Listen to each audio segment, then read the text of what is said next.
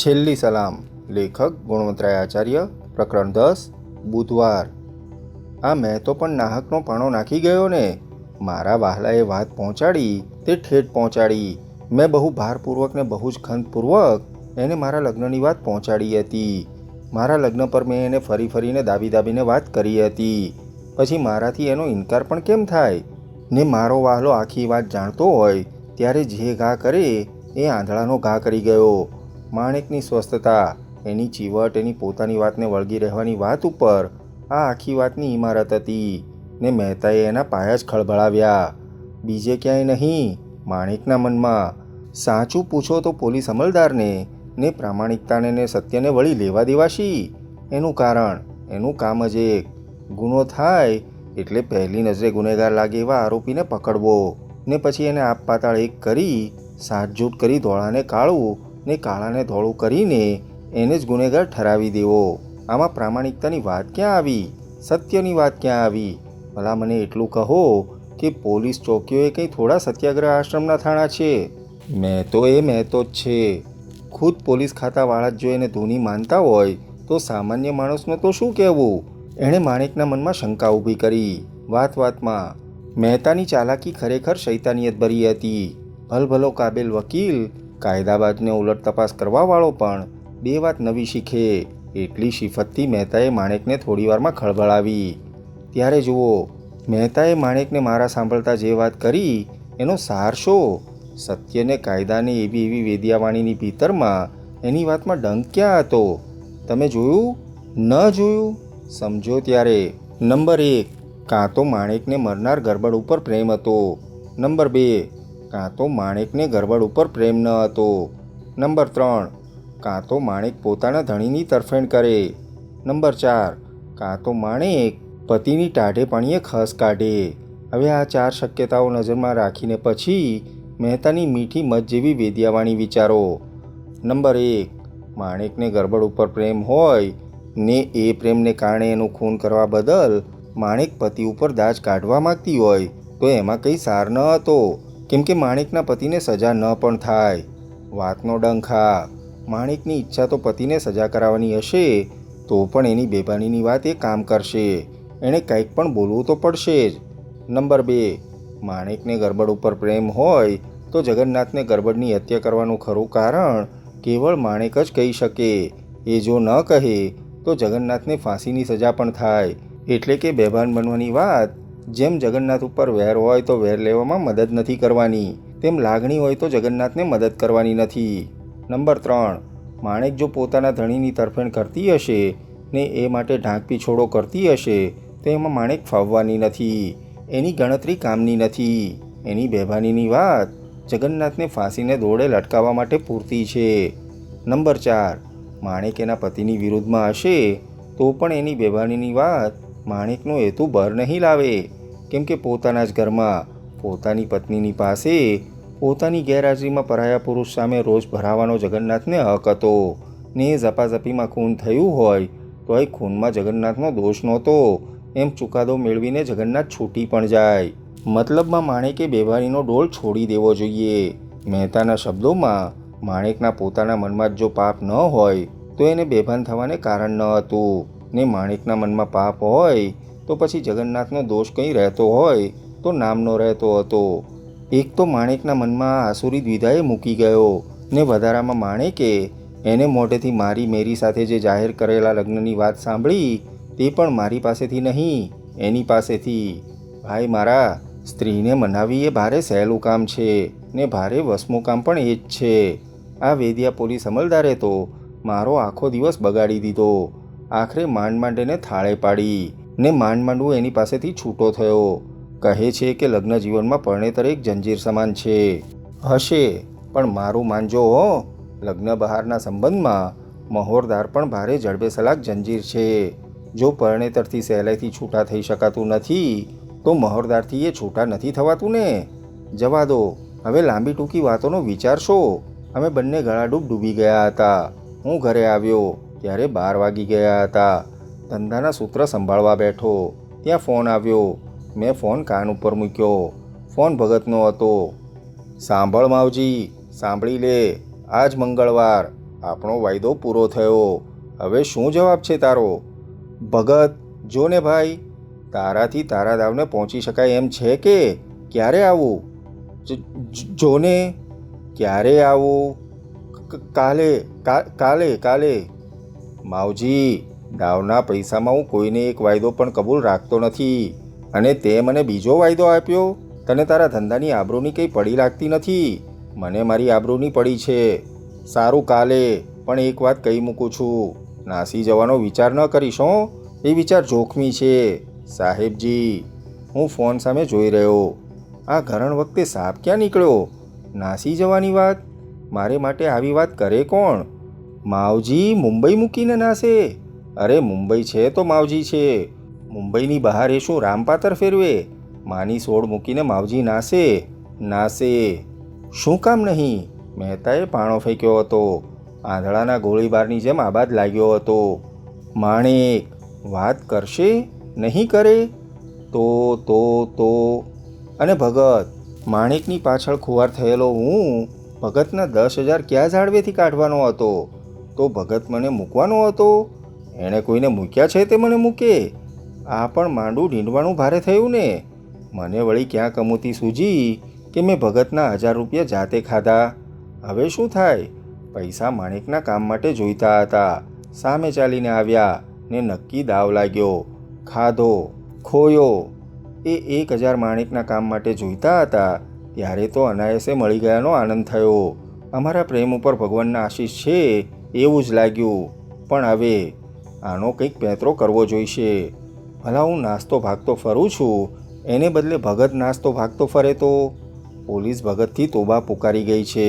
તેને માત્ર હાથ મૂકવા કંઈક જોઈએ છે. એ કેમ થાય? હું છત સામે જોઈ રહ્યો. કેટલા વાગ્યા એનો મને ખ્યાલ ન રહ્યો. એકાએક ચમકીને સભાન બન્યો.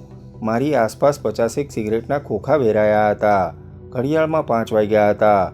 પરંતુ મારો માર્ગ મને સાફ દેખાયો. મને જરા હસવું પણ આવ્યું. અરે બેટા માવજી, હજી તારી અક્કલ ગઈ નથી. હજી તો તને વેત ઉતરતા આવડે છે.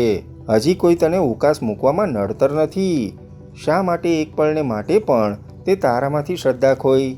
ઉઠીને હું પોતે બહારથી ન દેખાવ એમ બહારના રસ્તા ઉપર મેં નજર કરી. સામી દુકાને એક માણસ બેઠો હતો. એને મેં ભગતના સાથી તરીકે પારખ્યો. ઘણીવાર મેં એને ભગતની સાથે જોયો હતો. ભગતે મારી ઉપર ચોકીદારી શરૂ કરી હતી.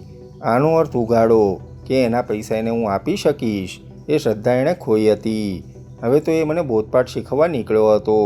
પણ હજી એ માવજીને ઓળખતો ન હતો. મને બોધપાઠ શીખવવા નીકળેલાને ખબર નહોતી કે હું પોતે એને એવો બોધપાઠ શીખવવાનો છું કે એને જિંદગીભર ચાલે. મને એક કાંકરે 2 પંખી મારતા આવડે છે ને? ક્યાં નથી આવડતા? મેં ફોન લીધો. મેરીને બોલાવી. હલો મેરી. કોણ માવજી? હા ડિયર, સાંભળ. બોલ.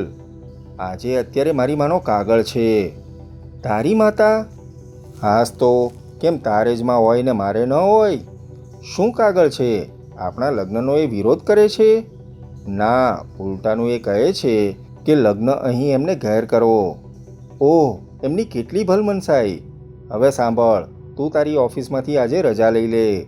રજા લઉં? શા માટે? અરે વાહ, લગ્ન કરવા. લગ્ન કરવા? હા મેરી, મારે હવે રાહ નથી જોવી. એટલે સાંભળ, આપણે આજને આજ નીકળી જઈએ. મોટર રસ્તે. રસ્તામાં મોજ કરતાં કરતાં ચાલ્યા જશું. ને ત્યાં મારી માતાએ લગ્નની તમામ તૈયારી રાખી છે. પણ આટલી ઉતાવળ? હું હસ્યો. અરે મારી ગાંડી મેરી, તું મને કહે છે કે ઉતાવળ શાને? કારણ શું? હા, અરીસામાં તારું મોઢું જોઈ લે ડિયર, એટલે તને સમજાશે કે વેવિશાળ પછી હું કેમ રાહ જોવા નથી માગતો.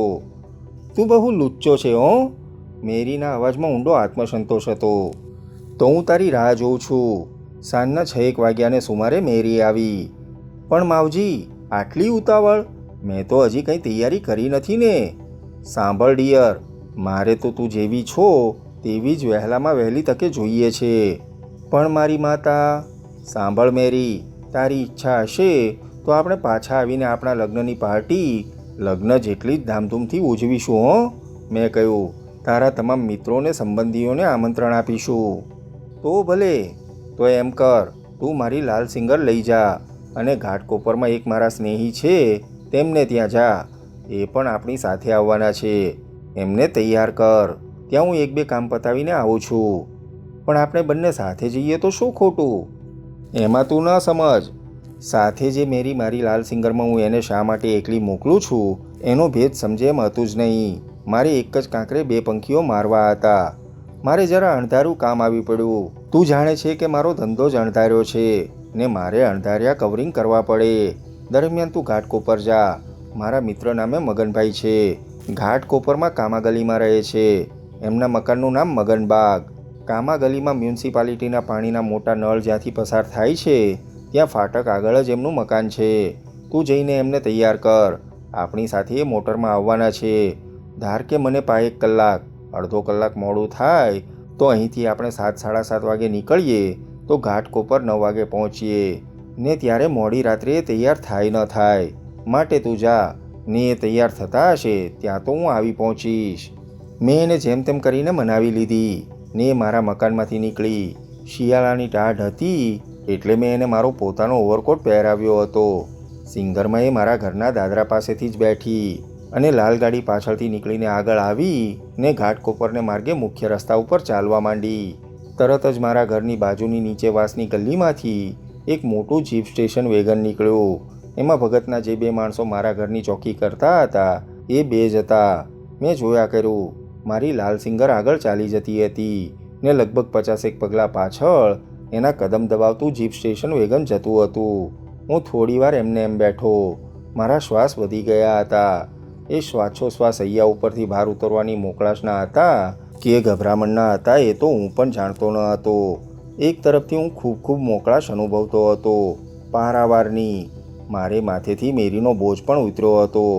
ભગતનો ભાર પણ ઉતર્યો હતો. મારી આ યોજનામાં ભગતનો અનાયાસે પણ હિસ્સો ઊભો હતો. રહ્યો એ હિસ્સો પણ એનો ભાર હળવો થયો. મેરીએ પણ પોતાનું કામ બજાવ્યું હતું. હવે એનો કોઈ ઉપયોગ નહોતો. મેરી સારી છોકરી હતી, ભલી છોકરી હતી, ભોળી છોકરી હતી. એની સારપ મારે કામ આવી હતી. એની ભલમનસાઈ મારે કામ આવી હતી. એનું ભોળ પણ મારે કામ આવ્યું હતું. ને હવે એ મેરીને માટે ગમે એટલા શોભાસ્પદ હોય તોય મારે માટે નકામા હતા. ભગતની સારા મુંબઈમાં રાડ હતી. કોઈ પણ રાજશ્રી નેતા જેટલી મુંબઈમાં એની ખ્યાતિ હતી. એની સાથે કામ પડ્યું હોય કે ન પડ્યું હોય તો પણ કર્ણોપકર્ણ એનું નામ સાંભળ્યું ન હોય એવો ભાગ્યે જ કોઈ હશે. કોઈક તો એને મુંબઈનો બેતાજ બાદશાહ પણ કહેતા હતા. કોઈ કાયદો એને નડતો નહીં. એ પોતાને માટે પોતાના જ કાયદા ઘડતો હતો. વર્ષો સુધી આ માણસે અમલદારોને બિન અમલદારોને તોબા પોકારાવી હતી પણ એને હજુ સુધી કોઈ ભડનો ભેટો થયો ન હતો. એ આજે થયો હશે, થશે. એના ઉપર ખૂનનો મુકદ્દમો ચાલતો હશે ને માણેકને હું 2 મુકદ્દમો સાંભળવા બેસીશું. તમે સમજ્યા નહીં? સાચે સાચ મારી આવી સરસમાં સરસ તરકીબ તમે સમજ્યા નહીં? તમે શું ભલા ભાઈ? શું તમે ક્યારેય નામચીન દાદા અને નામચીન જુગારીની અથડામણ નથી જોઈ? સામાન્યતઃ નામચીન દાદો ને નામચીન જુગારી ભાઈબંધો હોય છે પણ ક્યારેક એમને અથડામણ થઈ જાય છે. જુગારીનું કામ શું? લાંબા પાસા નાખવાનું. દાદાનું કામ શું? તુરતા તુરત ઘોડા પંચ ચલાવવાનું. તમે ક્યારેય વગડામાં લાલ જંગલી કૂતરા અને જંગલી બિલાડા વચ્ચે લડાઈ જોયું હોય તો તમને મારી વાતમાં સમજણ પડે, નહીતર નહીં પડે. હવે જુઓ, આટલું તો તમે સમજી ગયા હશો કે મારા બીજાને અણધાર્યા રોકાણ ને માણેક અંગેની મૂંઝવણોને કારણે હું ભગતના પૈસા આપી શકું એમ ન હતું ને જુગારના કે બીજી કોઈ પણ રીતે પોતાના લેણા પૈસા આપવાના કોઈ અખાડા કરે તો ભગત એને માટે આકરા ઉપાયો અજમાવતો. મારી સામે આવા ઉપાયો અજમાવવાનું એણે નક્કી કર્યું હતું. એટલે કે એણે આજ પહેલાં જેમ કંઈકના કાસળ કાઢ્યા હતા તેમ મારું પણ કાસળ કાઢવાનું ઠરાવ્યું હતું. આવા કાસળ કાઢવાના ભગતના રસ્તાઓ પણ જાણવામાં હતા. અચાનક મોટર અકસ્માત થઈ જાય, અચાનક રેલવે પ્લેટફોર્મ ઉપરથી માણસ ગાડી નીચે આવી જાય. બાજુની ગલીમાં મોટર જીપ પડી રહેવા માંડી હતી ને ભગતનો ડ્રાઈવર મારી ચોકી કરતો હતો. એટલે મારે માટે મોટર અકસ્માત નક્કી હતો. તો હું પણ અકસ્માતમાં સાથ આપું. અકસ્માતમાં લાલ સિંગર જાય ને લાલ સિંગરમાં મેરી જાય. મેરી જાય એટલે ટાઢા પાણી એક ખસ જાય. અકસ્માત કરવાને માટે ભગત જાય એ મારી બીજી ગણતરી પાર ઉતરે તો મને એકાએક પરસેવો બાઝી ગયો. ધારો કે મારી આ યોજના સફળ ન થઈ તો? હું ક્યાંય સુધી એમને એમ જ બેસી રહ્યો. મને હાલવા ચાલવાનું ન સૂઝ્યું, બત્તી કરવાનું એ ન સૂઝ્યું. સંધ્યાકાળે ઉતરતી રાત્રે એકાંતમાં માણસને ખરાબ વિચારો આવે છે. ધારો કે કેટલો સમય આમને આમ ગયો, મને ખ્યાલ ન રહ્યો. આખરે મારા મકાનની ઘંટડી ખડખડવા માંડી. પળવાર મને ખ્યાલ ન રહ્યો કે બાજે છે એ મકાનની ઘંટડી છે કે ટેલિફોનની ઘંટડી. મેં બત્તી કરી, ઘડિયાળમાં જોયું. 10 વાગ્યા હતા રાતના. ત્યારે 3 કલાક હું એમને એમ બેસી રહ્યો હતો. ટેલિફોન હતો. મેં રિસીવર કાને મૂક્યું. અરે કોણ તમે? માવજી કે? હા, તમે કોણ? હું મિસ્ટર મહેતા. કેમ ભાઈ, રાતે શું કામ પડ્યું? રવિવારને માટે ઘોડો જોઈએ છે? ના રે ભાઈ, અત્યારે મને ઘોડો નથી જોઈતો, ગધેડો જોઈએ છે. તમે અત્યારે વડી પોલીસ કચેરી ઉપર આવી શકશો? કેમ, મારું વળી શું કામ છે? એક ગંભીર મોટર અકસ્માત થયો છે સાયન અને કુર્લા વચ્ચે, બોમ્બે આગ્રા રોડ ઉપર. હા, પણ મને એનું શું? એનું તમને આટલું: અકસ્માતમાં બોરકૂટો નીકળી ગયેલી લાલ સિંગાર તમારી છે ને એમાં 2 માનવીઓના શબ નીકળ્યા છે. એક તમારો ડ્રાઈવર ને બીજા તમારા મોહરદારભાઈ મહેરી. બંને શબોની ઓળખાણ માટે તમારે આવવું પડશે. આવી જાઉં છું હમણાં.